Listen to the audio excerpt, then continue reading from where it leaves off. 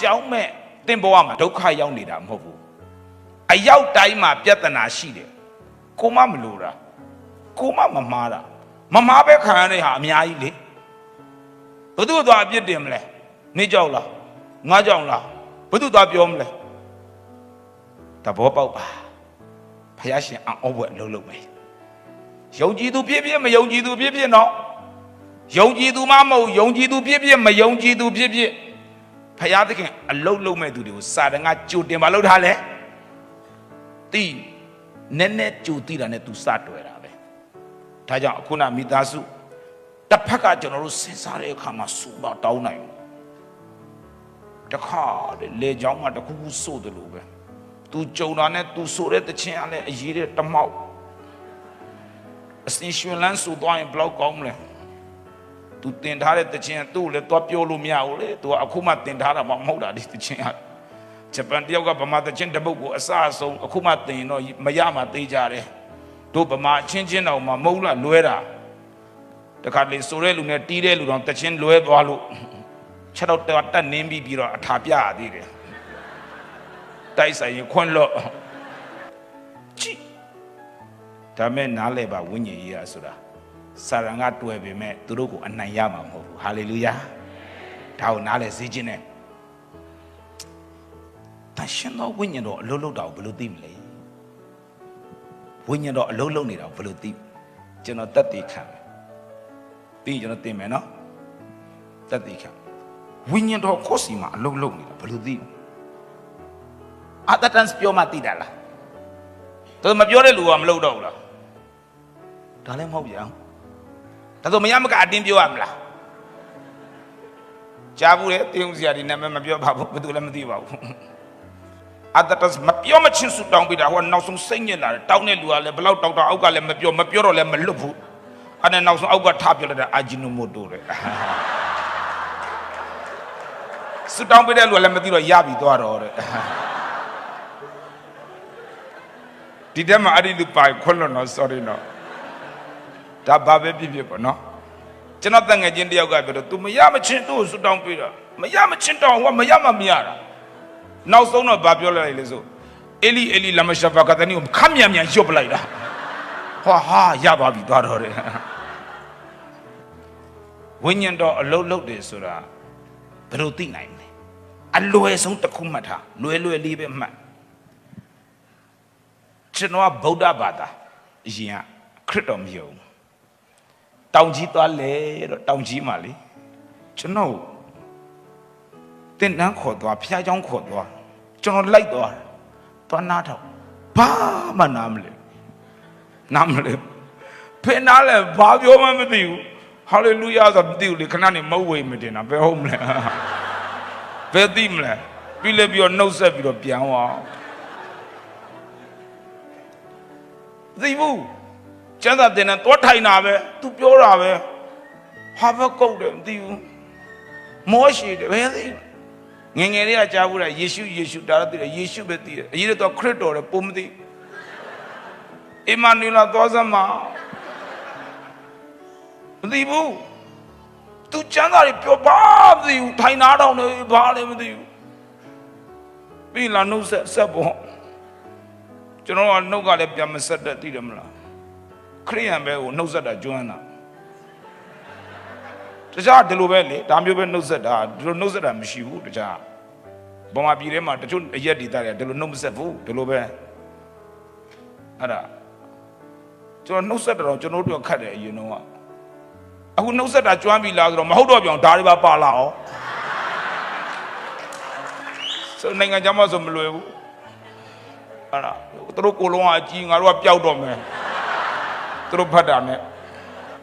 မလွယ်အဲ့တော့သူတို့နှုတ်ဆက်ဘာလဲနားမလဲတော်ပြီမလာတော့ဘူးတို့နောက်နေ့ဘာပြောမှမသိဘူးငါတို့လည်းကိုယ့်ဘာသာနဲ့ကိုရှိတယ်ဒါပဲ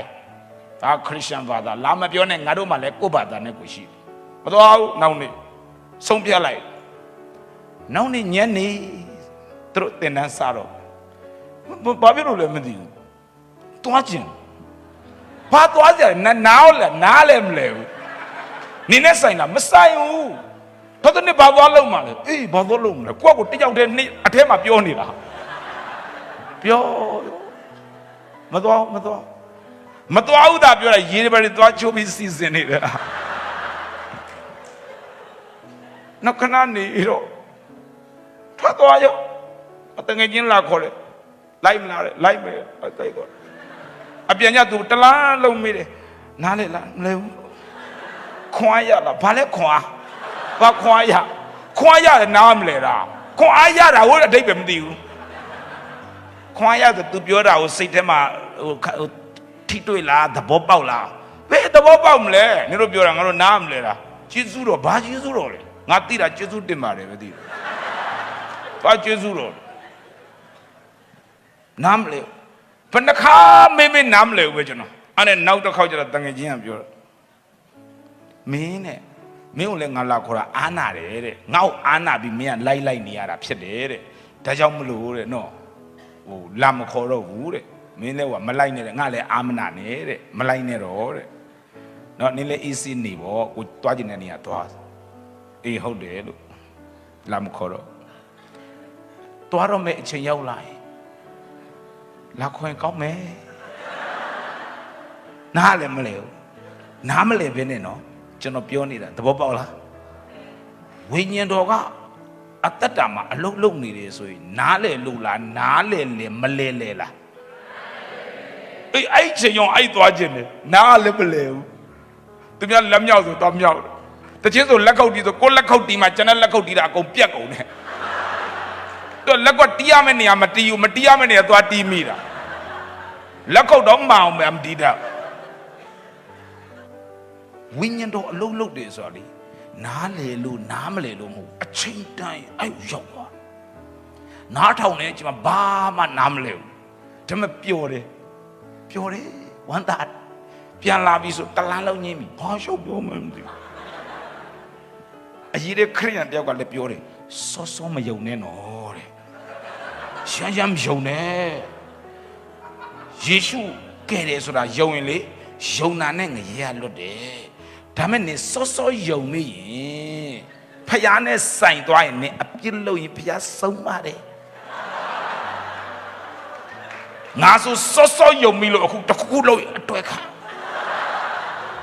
တေကနီးမှယုံပြီဆိုရတယ်ခရိယန်နဲ့မှအကြံပေးတာတပွဲရှိသေးတယ်စောမယုံနဲ့သူအကြံပေးရောဟိုဘေးကတယောက်ကလည်းပြောတယ်တေကနီးနဲ့ဘယ်လိုသိမလဲတဲ့တေကနီးပဲသိမလဲဘယ်ချိန်သေးသွားမလဲဆိုမဟုတ်ပါဘူး10မိနစ်ပဲအချိန်ရစက္ကန့်30ပြည့်ယုံလို့ရတယ်အဲ့ဒီချိန်မှာယုံလိုက်ရင်ရတယ်သူတို့နှစ်ယောက်ပြန်ရံဖြစ်ကောတယောက်ကယုံဖို့ပြောတယ်တယောက်ကစောမယုံဖို့စေတနာနဲ့ပြောတာအဲ့ဒါဘာပဲပြောအချိန်ရောက်လာနားမထောင်မနေနိုင်ဘူးရောက်သွားဘယ်သူတိုးထိနေလဲဒါပဲခရစ်တော်မယုံသေးဘူးနော်မယုံသေးဘူးသူဟာသူဝိညာဉ်တော်တိုးထိတဲ့အခါမှာလေမနေနိုင်ဘူးနော်နားလည်းမလဲဘူးအဲ့ကိုရောက်သွားတယ်နားမလဲပဲနဲ့အဲ့ဒီမှာပျော်နေတယ်အဲ့ဒါကြောင့်ဒီနေ့ချစ်တော်ညီကိုမောင်နှမသင်တတ်တာထဲမှာဘာမှနားမလဲပဲနဲ့သင်ကိုသင်တော့တေချာစဉ်းစားလိုက်တော့ဒီနေရာငါနဲ့လဲဆိုင်လည်းမဆိုင်ဘူးအချိန်လည်းကုန်အရေးတဲ့အလူငွေလည်းပြန်ကောက်သေးတယ်ဆိုစိတ်ထဲမှာလေဘာလဲဒါဆိုလည်းမလာနဲ့ပေါ့အချုပ်ကြတာမှမဟုတ်တာဒါမှကိုယ့်ကိုအချိန်တန်ရင်သွားခြင်းပြန်ရောအဲ့လူတွေနဲ့စုပြီးတော့လက်ဖေးတော့ဟိုလည်းဒါဝိပြောဒီဘက်ကဘာသရှိပါပြောဟိုဘက်ကကာအိနာပြောတလုံးမှနားမလဲဟိုကြည့်ဒါဆိုရင်နားလေတဲ့စကားပြောတဲ့ဟိုတုန်းကတငယ်ချင်းတွေဝိုင်းသွားထိုင်ပါလားအကုန်နားလေတယ်ကိုလည်းဝင်ပြောလို့ရတယ်မသိဘူးအဲ့ဝို့မသွားကြဒီမှာပဲထိုင်ကြနားမလဲတဲ့နေရာမှာဟိုပြောဒီကိုသူတို့ချင်းချင်းညင်းလဲကိုလည်းထိုင်နာတော့အကြီးကမင်းစင်းစားကြည့်တယ်ငါဘာပေါက်နားမလဲတာမတော်နဲ့ပေါ့မဟုတ်သွားတယ်အဲ့နေရာဘယ်သူမှလာမကွန်ကိုယ်တိုင်ဖုံးဆက်အကြောင်းချတယ်လာလီသွားရအောင်တချို့ခရိယန်အောင်မှမသွားတော့ဘူးအဲ့မိသားဟာရကိုလေခွန်အားမရလို့ရဟောတာချ ကျွန်တော်ကနားမလဲပဲနဲ့ပြန်ခေါ်တယ်လာတော့ရအောင်ပြန်ခေါ်ကျွန်တော်ဗာပြောခြင်းလေတန်ရှင်တော်ဝိညာဉ်တော်အလုံးလုံးနေတာနော်ဒါကြောင့်ဒီထဲမှာရှိတဲ့ညီကိုမောင်နှမတင်းထဲမှာလည်းဖြစ်ကောင်းဖြစ်နေလိမ့်မယ်ကျွန်တော်မသိဘူးဝိညာဉ်တော်ကတင်းထဲမှာလည်းအလုံးလုံးချင်းလုံးနေရင်အဲ့ဒီလိုဖြစ်လာတတ်တယ်နော်ဒါလေးကိုကျွန်တော်သက်သေခန္ဓာဖြစ်တယ်ကဲသင်ခန်းစာတစ်ခုသွားမယ်ကြတော့ဓမ္မရှိတဲ့ညီကိုမောင်နှမကစီပွားရေးသမားတွေအရင်ဆူတောင်းပေးလိုက်စီပွားရေးသမားတွေယုံကြည်သူတွေမှာစီပွားရေးလုပ်တဲ့လူရှိလားမယုံကြည်သူမှာရှိလားရှိတယ်စီပွားရေးအရေးကြီးလားမကြည့်ဘူးလားဟာမကြည့်ဘူးပြောရင်အကုန်ဒေါကမှာရေးကြည့်တာပေါ့ဟုတ်လားဖခင်သခင်ကစီးပွားရေးမှာလည်းစီးပွားရေးသမားကိုချီးမြှောက်တယ်အမှုတော်မြတ်အတွက်ဟုတ်လားကိုစီးပွားရေးလို့ဘလို့ပဲလှုပ်ပေါ့နော်ဖခင်သခင်ရှေ့မှာတန်တန်ရှင်းရှင်းနဲ့ကောင်းကောင်းမစီးပွားရေးလုပ်နေတဲ့သူတွေသူတို့အတွက်လည်းကျွန်တော်ဆုတောင်းပေးမယ်ဆိုစီးပွားရေးလုပ်နေတဲ့သူတွေဒီကိုထွက်မလာနဲ့ရှိတဲ့နေရာမှာပဲမတ်တက်ရလိုက်ဒီကနေဆုတောင်းပေးမယ်စီးပွားရေးလုပ်နေတယ်စီးပွားရေးလုပ်တဲ့သူလေယာပြန်စားတော့ထိုင်တချို့ကစီးပွားရေးသမားထက်မအားဘူးသူကအိုးလေယာပြန်စား24နာရီသူ့အတွက်မလောက်ဘူးเนาะအဲ့ဒါစီးပွားရေးလုပ်တဲ့သူတွေမတည့်ရသင်တို့ကိုလည်းဘုရားသခင်တာပြီးမှစမယ်အာမင်အမိမဖြစ်စေပဲဟေးဘုရားခင်ယေရှုပြုမယ်တော့စီးပွားရေးလုပ်နေတဲ့ညီကိုမောင်နှမတွေကျွန်တော်ပြောမယ်သင်တို့စီးပွားရေးလုပ်တဲ့အခါမှာဖယားဘက်မှာပြက်ရက်ပြီးမှလုပ်အကြံဖန်မလုပ်နဲ့ကြံဖန်မလုပ်နဲ့ပြက်ပဲစီးပွားရေးလုပ်ရင်လည်းဘယ်ဘက်မှာရက်ရမလဲဖယားဘက်မှာပြက်ရက်ပြီးမှလုပ်ဖယားကဖယားနဲ့စန့်ကျင်တဲ့ဘက်ကနေအကျိုးမြတ်အများကြီးရမယ်ဆိုလည်းမလုပ်နဲ့အဲ့ဒါပြောချင်တယ်ဖယားဘက်မှာပဲပြက်တာရက်ပြီးတော့အလုပ်လုပ်ဖယားမကြိုက်ဘူးဒါပေမဲ့အများကြီးရမယ်မလုပ်နဲ့ဖယားကြိုက်တယ်နည်းနည်းပဲရမယ်အေးအဲ့ဒါလုပ်ပါဖယားရှင်တင့်ကိုမဆာမယ်အာမင်ဖယားဘက်မှာပြက်တာအရင်မလုပ်ရမလဲရက်တည်ရမယ်အဲ့ဒါအခုကလေးကကျွန်တော်ခွန်အားပေးထားတာပြက်တာရက်တည်ပါဆုံးမချက်ချဘလောက်ရမရဖယားဘက်မှာရက်ဆုံးဖြတ်ပြီးမှတင်လို့တင့်ကိုဖယားရှင်ကောင်းကြီးပေးမယ်အာမင်ဆုတောင်းဖယားခင်နာမတော်ချီးမွမ်းတယ်စီးပွားရေးလုပ်နေတဲ့ညီကိုမောင်မအတီးတီးအတွက်ဆုတောင်းပေးပါတယ်ဖယားသခင်သူတို့ဒီမှာတင်တန်းလာတဲ့အခါမှာသူတို့မှာပတ်စံကုန်တယ်အချိန်ကုန်တယ်သူတို့ဘဝမှာပေးဆက်ရတာအများကြီးရှိတယ်ဖယားရှင်သူတို့ကိုမဆပါကျေးဇူးပြုပါစီးပွားရေးလုပ်ငန်းထဲမှာကိုတော့ကောင်းချီးပေးပါဖယားဘက်မှာပြက်တရက်တည်ပြီးတော့လောက်ကင်တဲ့သူတွေဖြစ်စေပါအရောက်တိုင်းရဲ့အသက်တာကိုယေရှုနာမနဲ့ကောင်းချီးပေးတယ်ဒီထက်တိုးချဲ့ပြီးလောက်ကင်နိုင်ဖို့မဆပါသူများစီမှာအလုံးလုံးနေတဲ့သူတွေကကိုယ်ပိုင်အလုပ်ငန်းတွေလုပ်နိုင်ဖို့မဆပါနေရငားပြီးလုံနေတဲ့သူတွေကိုယ်ပိုင်နေရနဲ့လောက်ကင်နိုင်ဖို့ကောင်းချီးပြီးတော်မူပါလက်တော်နဲ့ဆက်ကပ်ပါ၏ယေရှုခရစ်နာမ၌ယိုသေးစွာဆုတောင်းပေးပါ၏ဖာအာမင်အားလုံးပြန်ထိုင်လို့ရပါပြီဆိုတော့မနေ့ကကျွန်တော်ဝေငှပြီးပြီဖယားသခင်ရွေးကောက်တဲ့လူမျိုးဟာဘာကြုံရမလဲစုံစမ်းခြင်းကြုံလားအဲ့ဒါကိုကြော်သွားရင်ဘာရမလဲအမွေဖယားဘုံကိုအပိုင်ရဖို့ရှိလားဒါကြောင့်မလို့ဖယားရွေးထားတဲ့လူတွေအတွက်ဖယားသခင်ကနောက်ဆုံးဘာပေးဖို့စီစဉ်ထားလဲအမွေဘုံဟုတ်လားမဟုတ်လားဒါကြောင့်ဂျားမတွေ့တဲ့စုံစမ်းခြင်းကိုဘာလို့ရမလဲကြော်ရမယ်ဟိုရှစ်တရက်မှာဘာတင်လဲဒင်္ဂါတိုးသုံးခုပြောက်တယ်ဒင်္ဂါအင်္ဂလိပ်တလောက်ဟောနေတာတွေးပြီဆိုရင်ဝမ်းသာတယ်ပျောက်တဲ့သိုးပြန်အော်ဘုရားသိုးထိန်ကိုအော်ကဲလိုက်မယ်ပျောက်တော့သားကိုဟာကိုပြန်လှဲ့အော်မနေနဲ့နောင်တနဲ့ပြန်လှဲ့ဖျက်ရှင်ပြန်ပြီးအမွေတွေအားလုံးဆုံးရှုံးသွားတာအားလုံးဖျက်ရှင်ပြန်ပေးမယ်အာမင်အဲ့ဒီရှေ့မှာပါဟောထားလဲယာနှုံးပြစ်ကြတယ်ဟုတ်လားโอเคကဲအခုမာကုနှစ်21ခမ်းမြတ်မြန်ဖတ်ပေးမာကုနှစ်21ကိုဖတ်ရအောင်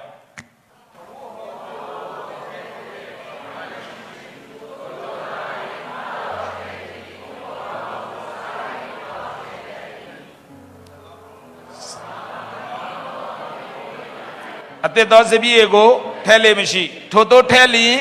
အတစ်တော်စပြည့်သည်တရေဘူးကိုစုပ်ခွဲသဖြင့်စပြည့်ရည်သည်ယို၍တရေဘူးလည်းပျက်စီးတတ်၏အတစ်တော်စပြည့်ရည်ကိုအတစ်တော်တရေဘူး၌ထဲရသည်ဟုမိန့်တော်မူ၏ရပြီမှတ်ထားပါဘူးတေနဲ့ဗာလဲဘယ်နဲ့ဘူးဟောင်းမှာစပြည့်ရည်တဲ့ရမ်းရှိတဲ့တယ်ဆိုတော့ဓမ္မဘူးတဲ့နဲ့ဗာနဲ့ကြိုက်လဲဘူးတဲ့မှာစပြည့်အောင်ထဲရင်ကြိုက်လားဘူးဟောင်းထဲမှာစပြည့်အတစ်ထဲရင်မကြိုက်ဘူးကြည့်နော်အဲ့တော့ဖယားကတင့်ကိုဘူးဟောင်းဖြစ်စေခြင်းလားဘူးအတစ်ဖြစ်စေခြင်းလားဖယားကစပြည့်ရအဟောင်းထဲခြင်းလားစပြည့်ရအတစ်ထဲခြင်းလားစပြည့်ရအတစ်ကဲလွယ်လွယ်လေးမှတ်ဘူးဆိုတာဘာလဲဘာလို့ဆိုလို့လဲဘဝအတ္တတာပြောပါလဲအဲ့ဒါဘူးဘဝအတ္တတာကိုဘူးလို့ခေါ်တယ်နှလုံးသားကိုဘူးလို့ခေါ်တယ်စပြည့်ရည်သစ္စာဘာလဲနှုတ်ကပတ်တော်အဲ့ဒါသူ့ရဲ့အ내အဓိပ္ပာယ်သူ့အဓိပ္ပာယ်နဲ့သူနော်သူ့စကားနဲ့သူ့အဓိပ္ပာယ်ရှိတယ်အခုစကားတွေပြောနေတဲ့အခါမှာလဲသူ့ခေတ်နဲ့သူ့စကားရှိလားရှိတယ်ရန်ကုန်ရောက်တော့တရက်ကြကျွန်တော်မေးတယ်မင်းဘာဖြစ်လို့နောက်ကျလဲချိန်ထားပြီးတော့ဟာတဲ့ဘီကျဲကြီးရတဲ့တစ်ချိန်လုံးငောင်နေတယ်တဲ့ဘာလဲဘီကျဲကငောင်အိမ်ကဘီကျဲကငောင်နေဘာလဲဘီကျဲဆရာမသိတော့မသိဘူးဘီကျဲဆိုအိမ်ကသူ့အဖေကိုခေါ်တာဘာလဲဘီကျဲလို့ဘာလို့ခေါ်လဲဘီကျဲဆိုဘဲကြီးတဲ့သူ့စကားနဲ့သူ့အဓိပ္ပာယ်ရှိလားရှိတယ်သူ့စကားနဲ့သူအဲ့ဒါဆိုတော့အခုကျမ်းစာမှာဘူးသစ်ဆိုတာဘာလဲဘဝတ္တတာနှလုံးသားစပြည့်ရသစ်ဆိုတာဘာလဲဒါဆိုရင်နှုတ်ကပတ်တော်ကိုဘယ်မှာထည့်ရလဲဘဝအတ္တတာမှာထည့်ဒါဆိုထပ်မင်းမယ်ကျမ်းစာနဲ့နှုတ်ကပတ်တော်မတူဘူးအဲ့ဒါကိုမခွဲပြတော့ဘူးမတူဘူးပဲမှတ်ထားလိုက်တော့ကျမ်းစာနဲ့နှုတ်ကပတ်တော်ကမတူဘူးတတ်စီအဲ့တော့အခုဘုရားခင်ကိုယ်ဖော်ပြနေအခုဘုရားခင်ဖွင့်ပြနေတယ်အဲ့ဒါကိုစပြည့်ရည်တစ်လို့ခေါ်တယ်ပြန်ပြောမယ်အခုဘုရားခင်ကိုယ်စကားပြောတယ်အခုဘုရားခင်ဖော်ပြ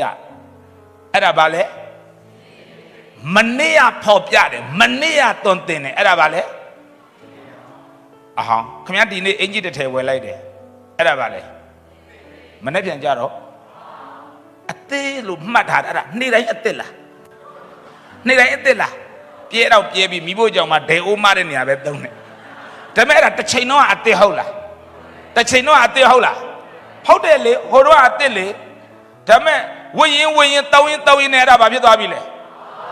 ဟောင်းသွားပြီလေတော့ပေါ့လားအဲ့တော့ဒီနေ့ဖယားကတင့်ကိုအဟောင်းနေပဲဖော်ပြခြင်းလားအသက်လား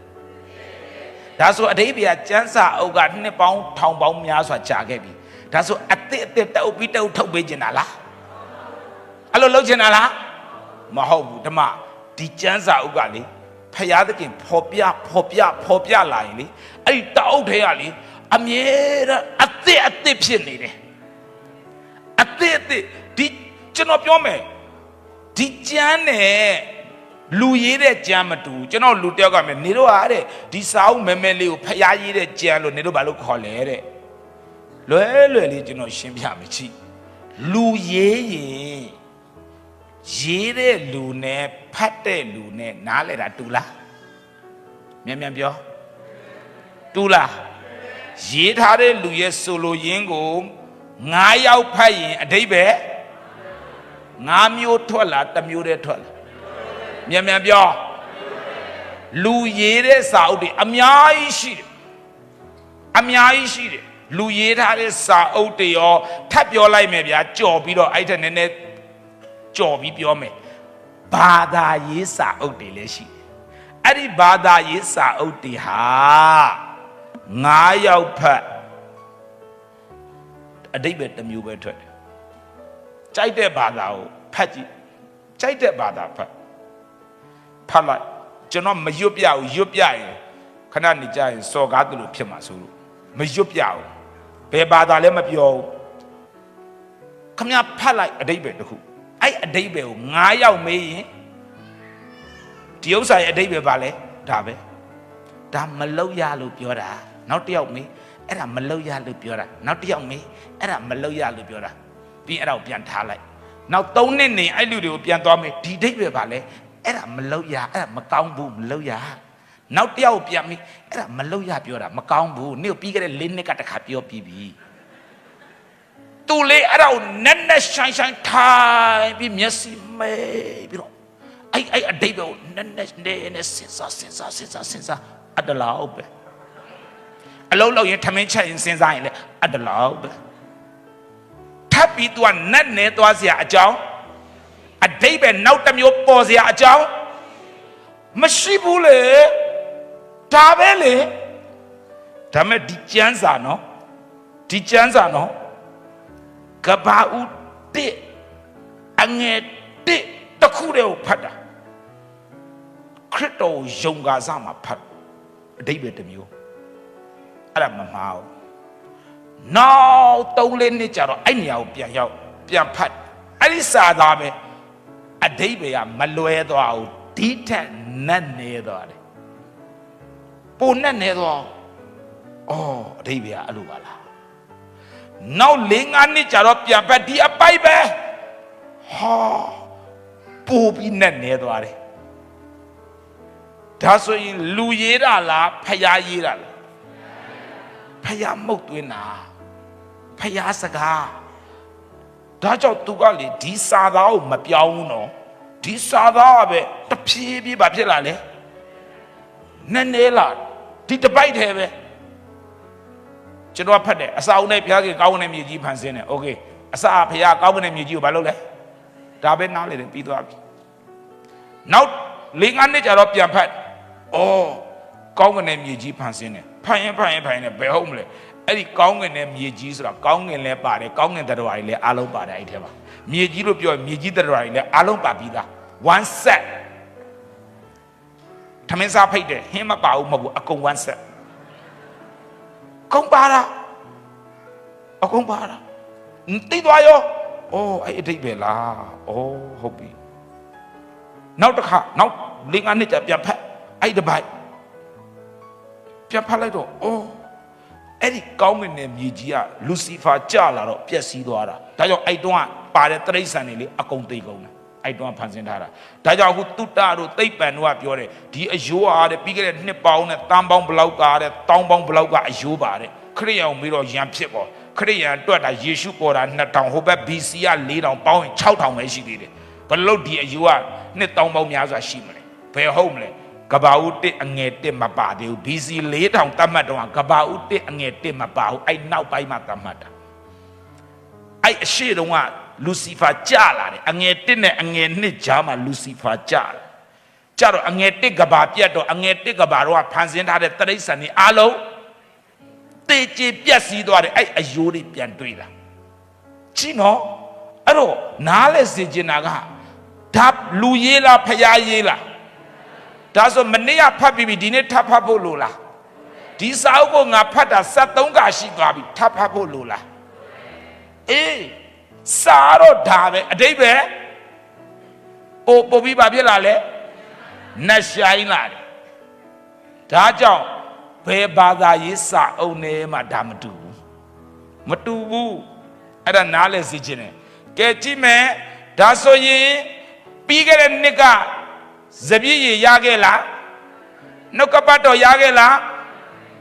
အဲ့ဒါနဲ့ပဲသင်ဘဝတစ်ခုလုံးအသက်ရှင်ရမလားနှုတ်ကပတ်တော်ထပ်ပြီးတော့နည်းနည်းပေးခြင်းလားနှုတ်ကပတ်တော်ထပ်ပြီးနည်းနည်းကဲအခုကျွန်တော်သင်တဲ့အခါမှာအဖြေတစ်ခါလေးပြောပြလိုက်ဖယားသခင်ကြီးမားစွာသုံးခဲ့တဲ့လူတွေဘာဖြစ်လို့အခုသူတို့ဘုရားမသုံးတော့လဲ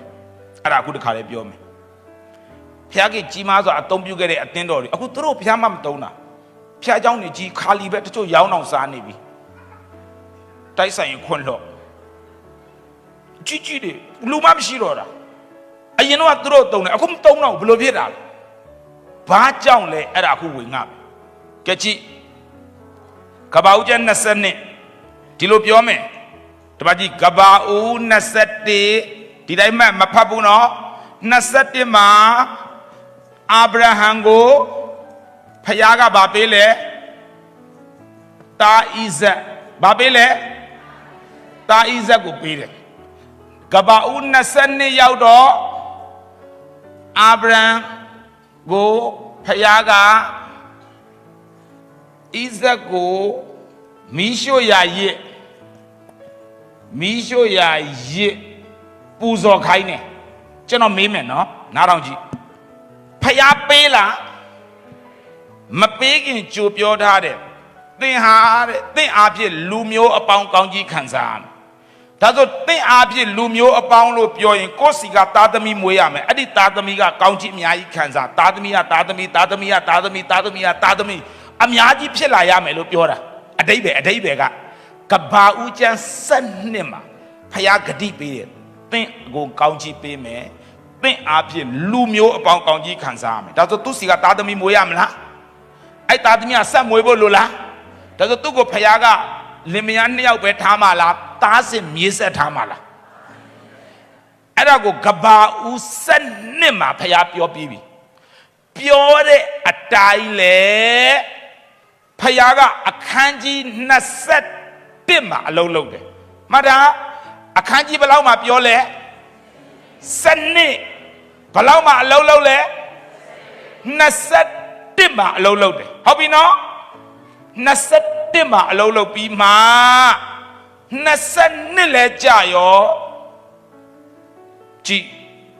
အဲ့ဒီလူသားလေးကကြီးလာပြီအခုကြမှာဘုရားပြောတယ်မီးရှို့ရာရည်ပြုတ်ပြီးငါ့ကိုပူဇော်တဲ့တက်ခိုင်းတာရှင်းပြောရင်တတ်လို့ပြောတာကိုလက်နဲ့ကိုတက်အဲ့ဒါဘုရားပြောတာဖြစ်နိုင်လားဒါဆိုဘုရားပြောတော့ကအဲ့ဒီသားသေလို့ဖြစ်မလားမေးမယ်သေလို့ဖြစ်မလားမြန်ပြောသေလို့ဖြစ်မလား7မှာပြောတာကသားကနေအဲ့ဒါကောင်းကြီးတွေပေးသွားမှာလေဒါဆိုရင်ကျွန်းကိုတတ်ဆိုရင်ဖြစ်နိုင်လားပြောကျွန်းကိုတတ်ဆိုဖြစ်နိုင်လားတားကိုတတ်ဆိုတော့ဖြစ်နိုင်လားဘယ်သူပေးထားလဲသူပဲပေးတာနှစ်သားကိုမိမ3ယောက်တပြိုင်နဲ့ပေးစားဆိုဒါဖြစ်နိုင်ဘာဖြစ်လို့လဲတာပီတာအများကြီးမွေးရမယ်လေအဲ့တော့တယောက်တည်းယူဖို့အမိတ်မရှိသေးဘူးနောက်ပိုင်းမှာရှိတယ်ကဲကြည့်အဲ့တော့အခုဖျားပဲပြောတယ်ဖျားပဲပြန်တတ်ခိုင်းတယ်မင်းမယ်ရှေ့စကားနောက်စကားစင်ကျင်ကြည့်ရင်ကြိုက်လားပြောမကြိုက်ဘူးလားဖယားသခင်ဘလောင်းဘလဲလှုပ်တလား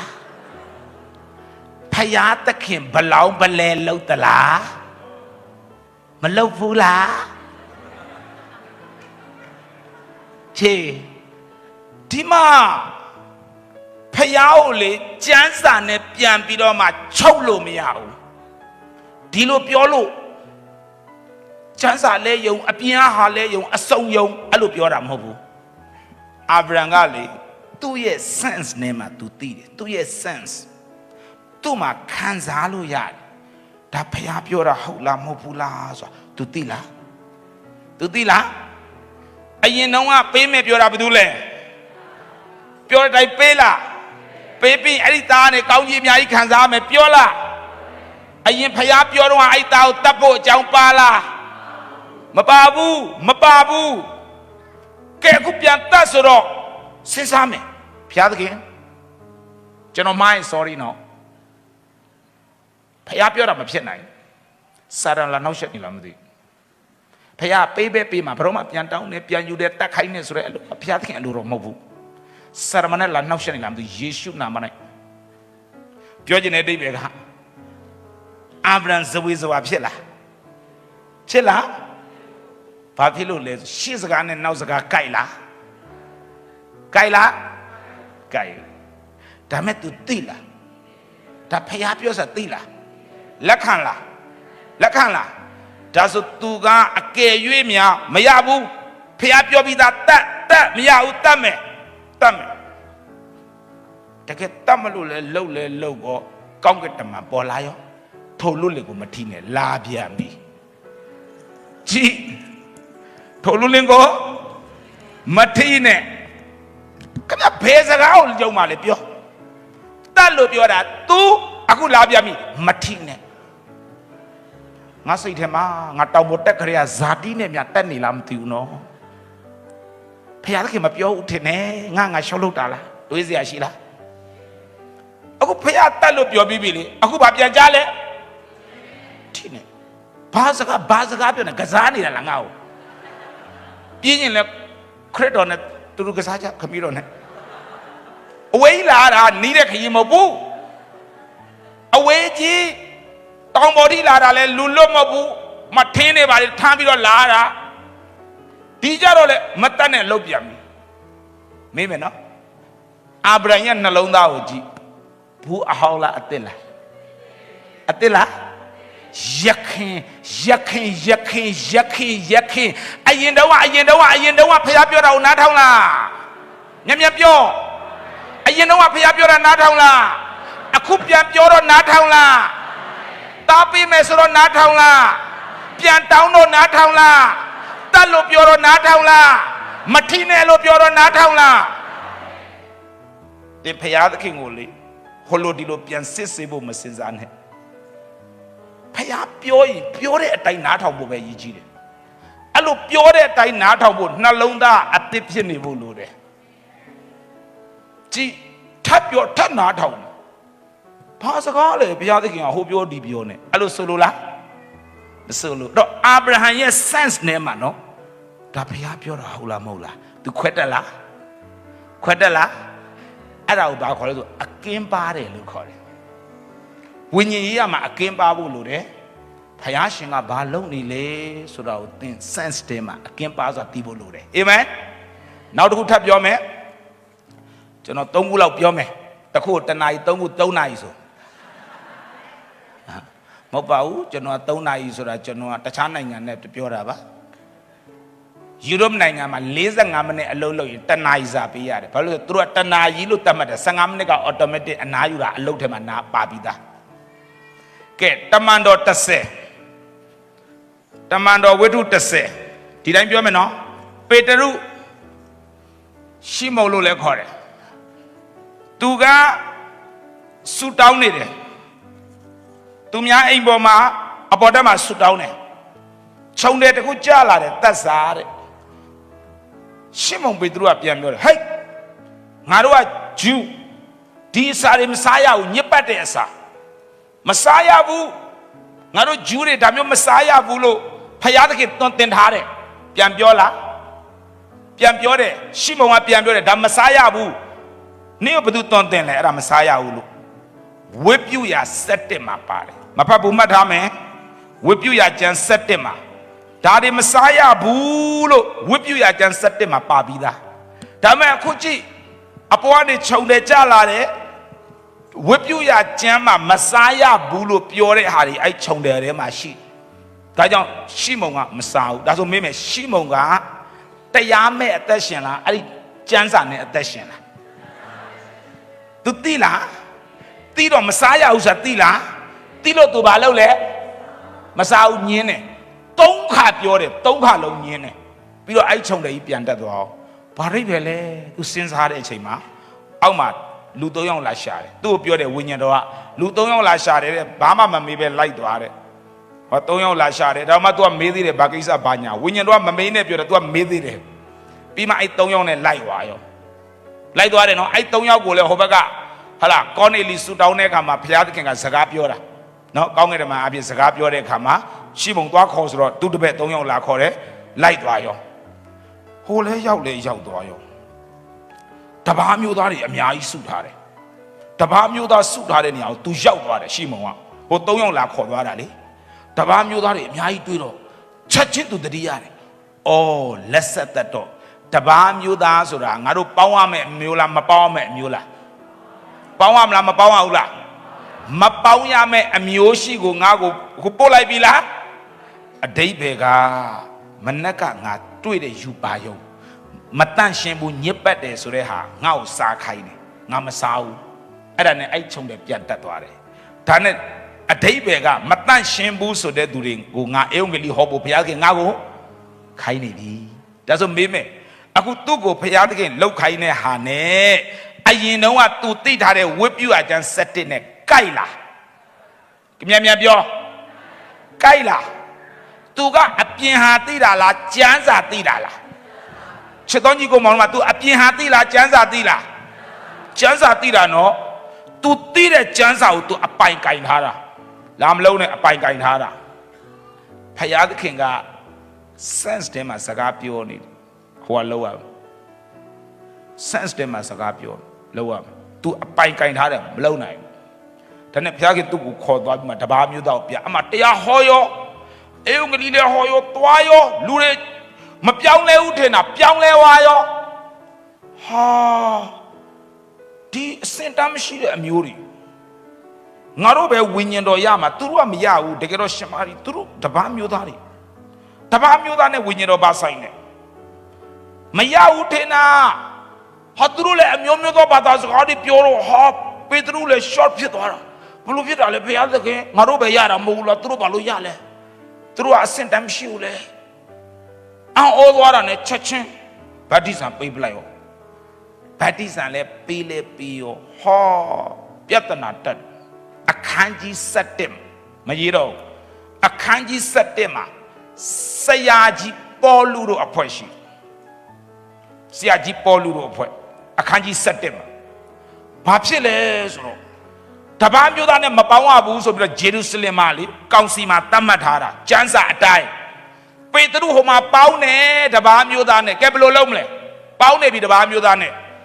ပေတရုပြန်လဲလာရောပေတရုကိုခေါ်ပြီးစုတာကျမ်းစာမှာမပေါင်းအောင်နေမသိဘူးလားဟမ်ဟဲ့ကငါသိတယ်သိဘာလို့ပေါင်းလဲငါပြောပြမယ်မင်းတို့လိုပဲငါလည်းမပေါင်းဘူးပထမညင်းသေးတယ်နောက်မှငါဖျားသခင်ငါ့ကိုတွန်တင်တော့ငါသဘောပေါက်သွားအော်သွားတာအဲ့ဒီကြမှာငါလည်းဗတ္တိဇံပေးပလိုက်တာဒါဆိုမေးမယ်ပေတရုကျမ်းစာသိလားသိလားသူမနှုတ်ကပတ်တော်ရှိလားအဲ့ဒါနဲ့သူ့ကိုယ်သူအပိုင်ကင်ထားလားနှလုံးသားကိုဖွင့်လားပထမဖွင့်လားနောက်ပိုင်းဖွင့်လားဖွင့်တဲ့အခါဘုရားကသူ့ကိုသုံးသွားတယ်အာမင်ဒါကြောင့်ချစ်တော်ညီကိုမောင်တို့ကနားလဲစေခြင်းနဲ့ကျမ်းစာဖတ်ပါဝိညာဉ်ရေးရဘာဖြစ်နေလဲဆိုတာနည်းနည်းလေ့လာပါအာမင်အဲ့ဒီမှာဘုရားပေတရုကိုသုံးသွားတယ်ဒါကြောင့်ပုံသေးကားချက်မလုပ်ပါနဲ့ပုံသေးကားချက်မလုပ်ပါနဲ့ဒါကိုပြောခြင်းတယ်နောက်ဆုံးတစ်ပိုက်ကြည့်မယ်မာကု9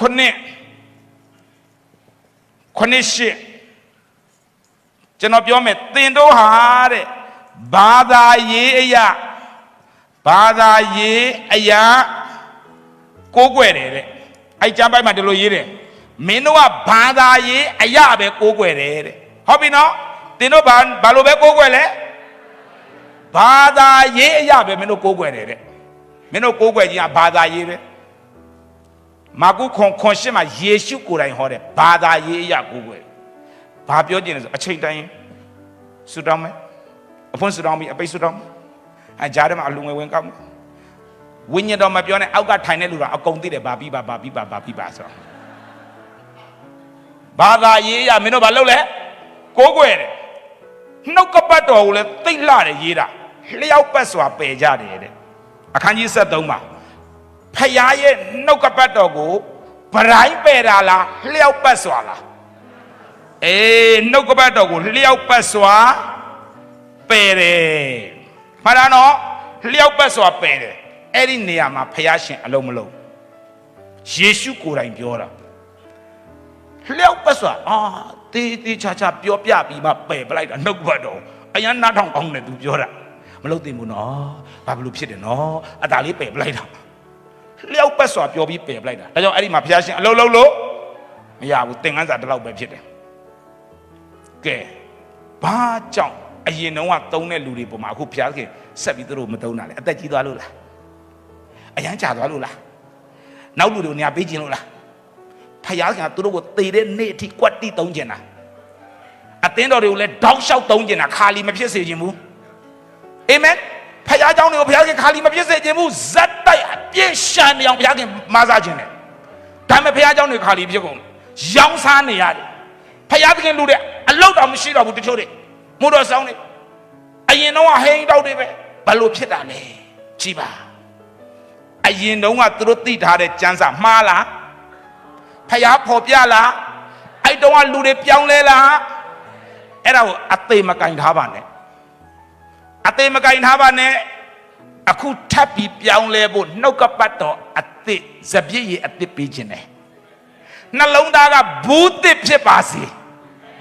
အမြဲတမ်းခံယူမယ်ဆိုတဲ့စိတ်ရှိပါဟာလေလုယာဖယားသခင်ကသင်ရဲ့မနေ့ကတသက်ခံချက်ကိုဖယားသခင်မလို့ခြင်းအခုအလုံးလုံးနေတာကိုပြောရမယ်အခုပြောစရာစကားမရှိပေးခဲ့တဲ့10နှစ်တုန်းဟာငါတို့လည်းဒီလိုမျိုးခရုစိတ်တယ်ပေးခဲ့တဲ့9နှစ်တုန်းကငါတို့တရားဟောပွဲတယ်မင်းတို့လိုအရွယ်တုန်းကငါတို့လုပ်ခဲ့တာအခုလည်းဘုရားခင်သင်ကိုတောင်းကျင်တာဘာ10နှစ်15နှစ်ပြောနေတာလဲအာမင်ဟာလေလုယာဘေးကသူကိုပြောလိုက်အခုလည်းသင်ကိုတောင်းကျင်တယ်ဟာလေလုယာအဟောင်းနေလာမပြောနဲ့ဖခင်ကအဟောင်းတွေးပြီးကြွေးတဲ့ဖခင်မဟုတ်ဘူးအသစ်လက်လက်ဆက်ဆက်ကြွေးခြင်းနဲ့ဖခင်ဖြစ်တယ်ဟာလေလုယာနှုတ်ကပတ်တော်ကိုလက်လက်ဆက်ဆက်ပေးခြင်းနဲ့နှလုံးသားကဘူးသစ်ဖြစ်ပါစေတစ်ချိန်လုံးငယ်ငယ်တုန်းကသိထားတဲ့ဟာကိုပဲအပိုင်ကင်ထားတယ်ဟိုတုန်းကသိတဲ့ဟာကိုပဲအပိုင်ကင်ထားတယ်အဲ့လိုမဖြစ်ပါစေနဲ့ဒါကြောင့်ညီကိုတယောက်ကပြောတယ်အဲ့ဖခင်ကြောင့်ငါတက်ဖို့မလိုတော့ဘူးတဲ့ဘာကြောင့်ငါ2နှစ်တက်ပြီးပြီတပတ်မှမပြတ်ဘူးအခု तू ဟောတာအားလုံး2နှစ်ထဲဟာကွက်တိပဲတဲ့အဲ့ဒါဘာခေါ်လဲအဟောင်းကိုနှွေးကြွေးတယ်လို့ခေါ်တယ်ဖခင်ကဒီလောက်ပဲနေနေတာလားဒီတက်ထက်မနေတော့ဘူးလားဟုတ်လားဒါကြောင့်ပေးခြင်းလားတပတ်ကြီးစုံတပ်ပြီနော်အာဗြဟံကိုပြောတယ်မိရှုကရစ်ပူစောထိုလူလင်ကိုမထိနဲ့ကြိုက်လားကြိုက်လားဒါပေမဲ့ तू sense နဲ့မှ तू သိလားသိလားမေဒီဆန်ရှိလားမေဒီဆန်မြင်မြန်လာခဲ့နမူနာပြောမယ်နမူနာပြမြန်ပေါ်တက်ကဓမ္မကြီး sense နဲ့မှသိလားအာဗြဟံရဲ့ sense နဲ့မှဒါဖျားပြောတယ်ဆိုတာသိလားသိတယ်ဓမ္မပေတရုဖျားပြောတယ်ဆိုတာ तू သိလားမသိဘူးဘယ်နဲ့သိရမှာလဲမသိလို့ညင်းတာပေါ့ထမင်းစားကနေအဲ့လိုဖြစ်တတ်တယ်ဒီမှာပေတရုသမီးခဏလေးပေတရုနော် तू သိလားဖျားပြောတာ तू ဘာသိလဲကျမ်းစာပြန်ပြ तू ဘာသိလဲဖျားကို तू ဘာနဲ့ညင်းလဲကျမ်းစာနဲ့ပြန်ညင်းတာမဖြစ်နိုင်ဘူးတဲ့ငါတို့ကဂျူးတဲ့ဝိပ္ပယကျမ်း7မှာပါတယ်ငါတို့မထိရအောင်မကင်ရအောင်မစားရအောင်ဘာလာပြောနေရလဲ3ခါပြောတာ3ခါလုံးညင်းပလိုက်တို့တော့ဖျားခင်သူ့ရဲ့အသက်တာကိုပို့ဆောင်တဲ့ခါမှာ तू ဝန်ခံလားဝန်ခံတဲ့ခါမှာ तू နားလဲသွားလား तू နားလဲနေတဲ့အချိန်မှာဂျေရုဆလင်မှာရှိတဲ့တမန်တော်တွေဒေါသထွက်နေတယ်ကျမ်းစာကိုကင်ထားတဲ့ဘွဲကဒေါသထွက်တယ် तू လောက်တာကျမ်းစာနဲ့မညီဘူးတဲ့ तू ဘာရှောက်လုပ်နေတာလဲတဲ့ငါတို့ကဂျူးလေတဲ့ तू လောက်တာနဲ့ငါတို့သိခါကြကုန်ပြီတဲ့ဒီကောင်လာပါစေတဲ့လာပါစေဆိုစောင့်နေတာဟိုကောင်အကြာကြီးနေတယ်ဟိုမှာမလာဘူးအကြာကြီးနေမှလာတော့ဘာလောက်တာလဲတဲ့ဘာညာဒါနဲ့ तू ပြန်ရှင်းပြလိုက်တဲ့အခါမှာအားလုံးနားလဲသွားတယ်ဒါဆိုတမန်တော်တွေဂျေရုဆလင်မှာစောင့်နေတဲ့လူတွေရဲ့နှလုံးသားပါလဲပထမစိတ်တုံနေတော့ကဘာလဲကျမ်းစာသိလားကျမ်းစာသိလားကိုသိထားခဲ့တဲ့ကျမ်းပိုက်နဲ့တစ်သက်လုံးကိုဘူးဟောင်းမဖြစ်စေနဲ့အာမင်အခုပေတရုလည်းရှင်းပြလိုက်ရောသူလည်းနားလဲသွားရောကျွန်တော်ပြောချင်တာကလှုပ်ချင်တာလှုပ်ပြီးတော့ဖရာသခင်ခိုင်းတယ်လို့ပြောတော့စံတိုးအားပေးတာမဟုတ်ဘူးနော်တရားနားလဲစေချင်တယ်မဟုတ်ကရှောက်လို့ပြီးတော့ဝိညာဉ်တော်ဖော်ပြတယ်ဆိုတာကိုအားပေးနေတာမဟုတ်ဘူးဒီမှာကြိုက်တယ်လို့ပြောပါဒီ sense ကသိတယ်ဒီ sense ကသိတယ်ဒါဖះပြောတာဟုတ်လားမဟုတ်လားဒီ sense ရှိလားမရှိဘူးလားရှိတယ်ဒါမှကျွန်တော်သမီးမေရီလာကျွန်တော်သမီး तू ကငယ်ငယ်တုန်းကကျွန်တော်လက်ဝါးပေါ်မှာပဲ तू ခေါင်းထားပြီးအိတ်ကျွန်တော်လက်ဝါးပေါ်မှာ तू ခေါင်းထားအဲ့နေရင်းနဲ့ကျွန်တော်လက်ကိုထုတ်လိုက်အသားလေးထုတ်လိုက် तू နိုးသွားရော तू များလက်ထားလိုက်မရဘူး तू နိုးတယ် तू မအိပ်ဘူး तू သိတယ်ဘာ तू လက်လဲဆိုတာ ကြည့်စရာလိုလားငါဖေဟုတ်မဟုတ်တေချာမတေချာကြည့်ဖို့လိုလားလက်ထားတာနဲ့ဒီလက်က sense ကိုသူသိတယ်ဒါငါအဖေကောင်းကောင်းသိတယ်လက်ထုတ်တာနဲ့သူနိုးသွားရောကြည့်ငါဖေကအရက်ဘယ်နှပေးအတန်ဘလို့မျက်လုံးပါအယောင်အဲ့အကုန်လုံးအသေးစိတ်သူကြည့်စရာလိုလားမလိုဘူးအဖေနဲ့သမီးနဲ့သိပြီးသားဒါဘသူဆိုသိပြီးသားအိမ်ကိုပြန်လာလမ်းလျှောက်လိုက်လူမကြည့်ဘူးခြေတံကြားရင်သိတယ်ဒါဘသူဆိုတာသဘောပေါက်လားဘလောက် close ဖြစ်လဲအဲ့ပေါ်မူတည်တယ်အာမင်ဟင်းနေအကုန်ကုန်သွားပြီတခုမှဘာမှမကြံဘူးအလုံးကုန်သွားပြီစားလိုက်တာ तू သိတယ်ဒါဘသူစားသွားလဲဆိုအဲ့ဒါအဖေပဲ thank you ကျွန်တော်ဟင်းအပိုပြစ်တာစိတ်ဝင်စားဘူးပို့လို့ဝက်စာအိုးထဲထည့်တယ်ဆိုတော့ကျွန်တော်မကြိုက်ဘူးကျွန်တော်လုံးဝမကြိုက်ခါပို့တွန်းအဲ့ဒါအလုံးအလူငွေလောက်စားမဟုတ်ဘူးတမန်အလူငွေတွေကြီးပဲမဟုတ်စွမတွေလည်းထည့်တယ်ကိုယ်တိုင်စားစရာမရှိပေမဲ့အလူငွေထည့်တယ်အဲ့ဒါအကုန်ကြိုးကိုပြည့်ဖះမကြိုက်ဘူးကျွန်တော်သိတယ်ဒါကြောင့်ကျွန်တော်အလုံးစားပြီးပြီလားမကြိုက်ချန်တာဆိုင်သွားမှသူတို့ပဲရင်မာခိုင်းတာဘာမှသိပါအပပါမှာသူတို့သိတယ်အပမမဟုတ်မင်းတို့အားလုံးလက်ကြံနေထားခဲ့ဦးမှာမင်းတို့တွေအကြံနဲ့ဟာစားမှာငါမုံငါလုံးနဲ့ငါးနဲ့ကောင်ပိုးလားအကုန်ကြုံပြီးပြစ်လိုက်လားမပြစ်ဘူးသူသိတယ်ထမင်းဝဲကိုကြည့်လိုက်တာနဲ့ဘာမှကြံတာအဲ့ဒါအပါစားပြီးသွားပြီတဲ့ sense ရှိလားအမှုတော်ဆောင်များလူငယ်များမို့အမှုတော်ဆောင်များဖယားသခင်အတွက်အသက်ရှင်နေတဲ့အမှုတော်ဆောင်တွေကိုဆုတောင်းမယ်ခုကို့အထဲထဲမှာလေပုံသေးဒီကျန်းစာလှုပ်ရင်းနဲ့လေနောက်ဆုံးသူတို့တက်တစ်ဖွဲ့ပဲရှိတယ်သူတစ်ဖွဲ့ကြံခဲ့ပြီအဲ့ဒါအမနာကျန်းစာနဲ့ကြိုက်မကြိုက်ဘူးဒါချက်ပဲဘလောက်ရတာလွဲနေပြီတော့တစ်ချိန်လုံးကျန်းစာနဲ့ပဲကြိုက်မကြိုက်စဉ်းစားနေသူခွန်အားရဖို့ချိန်မရှိဘူးတိုက်ဆိုင်ရင်ခွန်လို့အမြဲတမ်းကိုလေးကျန်းစာနဲ့မကြိုက်တာမပြောရဘူးကျန်းစာအရေးကြီးတယ်သဘောပေါက်လားကျွန်တော်ကအဲ့ဒီထဲမှာကြီးလာတာစံတိုးကအဲ့ဒီထဲမှာကြီးလာတာဒါကြောင့်ကျွန်တော်သင်တန်းတက်တဲ့လူအလုံးမေးကျန်းစာအပြင်ကနေကျွန်တော်မပြောဘူးကျန်းစာနဲ့ပဲတေချာပြောတာတေချာပြောတယ်ကျန်းစာနဲ့ပဲကျန်းပိုက်ကျန်းညောအကုန်ပြောတယ်ပြောရင်းနဲ့တောင်းစီအောင်ပြောတာစဉ်းစားဖယားသခင်ဘာပြောလို့သူတို့တုံးဖယားခင်ဘာပြောလို့ငါတို့ကိုတလောက်တိတူလို့ဖြစ်နေရလဲငါတို့ဘာလို့လဲကျန်းစာနဲ့ကြိုက်ပေမဲ့ဖယားသခင်ကဒီထက်ပိုအလုပ်လုပ်ချင်တယ်ပြောနေတယ်ဒီပဲကျန်းစာအပြင်အလုပ်ချင်တယ်လို့ပြောတာမဟုတ်ဘူးရွာလူကြီးတယောက်ကမှားထားတဲ့ကင်းဆောင်ကိုည12နာရီကျော်ရင်ဘယ်သူမှမဖွင့်ပေးနဲ့ရွာလူကြီးကအပြင်ကပြန်လာတယ်ဟဲ့ကောင်ဖွင့်ဘယ်သူမှမဖွင့်ပေးနဲ့ပြောတဲ့အတွက်မဖွင့်နိုင်ဘူးတဲ့ရွာလူကြီးကဘာသူပြန်တွေ့တာနောက်နေ့အဲ့ကောင်ပြုတ်ကောဒီကျန်းစာကဖယားသခင်လိုက်လျှောက်ဖို့လားကျွန်တော်တို့လိုက်လျှောက်ဖို့လားဘယ်သူလိုက်လျှောက်ဖို့လဲဒါပဲခမရအုံနောက်သေးလေးနဲ့ဖယားကိုများကြိုက်လားမကြိုက်လားလုပ်နေတယ်ဟမ်ဘယ်လိုလုပ်ခမရစီမှာဖယားသခင်အလုပ်လုပ်မလဲဟုတ်လားဒါကြောင့်မလို့အခုဆုတောင်းပေးမယ်အမှုတော်မြတ်ထဲမှာပါဝင်စက္ကန့်နေတဲ့ညီကိုမောင်တော်မများဆရာမများကျွန်တော်တို့ကအဲ့ဒီ sense ကိုမသိလို့မှားမိရင်ဒီနေ့တင်နောင်တရပါနောင်တရဘာပဲဖြစ်ဖြစ်ဒီနေ့ကနေစပြီးကျမ်းစာနဲ့သွားမယ်ဒါပေမဲ့နှလုံးသားဘူသစ်ဖြစ်ရမယ်ဒါမှဘာထဲမလဲနည်းနည်းတွေနားလည်လာလိမ့်မယ်ဟာလေလုယာဒါကြောင့်မလို့အခုချိန်မှာလူငယ်တွေကိုမစိုးဘူးလူငယ်ဖြစ်ဖြစ်လူကြီးဖြစ်ဖြစ်အခုငါဘူးဟောင်းဖြစ်နေတယ်ဆိုရင်စပြည့်တင်မလာဘူးမှတ်ထားလိုက်ပါစပြည့်တင်မလာဘူးစပြည့်ရဲ့တစ်ကိုလိုချင်ရင်ဘာဖြစ်ရမလဲဘူးတစ်ဖြစ်ရမယ်ကိုယ့်ရဲ့အသက်တာကိုစက္ကပ်မယ်ဆူတောင်းခံမယ်ဆိုရင်တင်ဝန်ခံရင်ဘုရားသခင်အလုပ်လုပ်ပြီကျွန်တော်ကိုယ်တိုင်အဲ့လိုဝန်ခံခဲ့တာကျမ်းစာနဲ့ပဲသွားတာဟာကြီးနဲ့ကိုအား စဉ်းစားလာတယ်ငါဘလို့ဖြစ်တာလဲသူတို့က sense ထဲမှာဖျားရှင်အလုံးလုံးနေတယ်ကျွန်တော်ကြမ်းစာပဲသွားနေတယ်ဒီ sense ထဲမှာဖျားခင်အလုံးလုံးနေတာကိုကျွန်တော်မသိဘူးအဲ့ဒီမှာသဘောပေါက်သွားပြီဝိညာဉ်ရေးက sense လို့လားလို့လားလို့တယ်လို့တယ်နော်ဒါကြောင့်အမှုတော်မြတ်ထဲမှာပါဝင်စက္ကန့်နေတဲ့သူတွေငါဟာ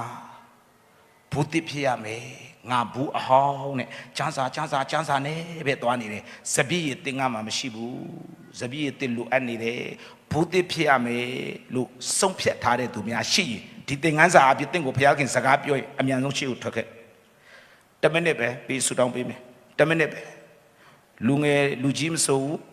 အမှုတော်မြတ်ထဲမှာတကယ်စက္ကန့်နေတဲ့သူတွေကိုပဲဆိုလို့တယ်ငါဘူးတိဖြစ်ရမယ်ငါဘူးတိဖြစ်ရမယ်လို့ကိုသဘောပေါက်နေတဲ့သူရှစ်ထွက်ခဲ့ငါဘူးတိဖြစ်ရမယ်လို့ကိုသဘောပေါက်နေတဲ့သူအမှုတော်ဆောင်နေတာပဲအမှုတော်မြတ်ထဲမှာပါဝင်နေတာပဲသူများတရားဟောရင်ကျန်းစနဲ့ကြိုက်လားမကြိုက်လားဒီအုံနောက်တေးလေးကဘာတွေလိုက်ခွဲနေတာလဲဖယားသခင်ကိုယ်တိုင်လောက်လာတဲ့အခါမှာသင်ဘယ်လိုလုပ်မလဲဒီလိုပြောလို့ကျွန်တော်ပြောပြီးပြီနော်ဖယားသခင်ကျန်းပြောသမျှရှောက်လက်ခံဖို့ကျွန်တော်မပြောဘူးကျွန်တော်သင်ပြီးပြီနော်ဒီ sense ကသိပါတယ်ဒါပေမဲ့ငါဘူးဟောင်းဖြစ်နေတယ်ဆိုရင်သင်ဖယားခင်ရှိမှဝန်ခံလိုက်ပါဘူးတစ်ဖြစ်စီပါဟာလေလုယာ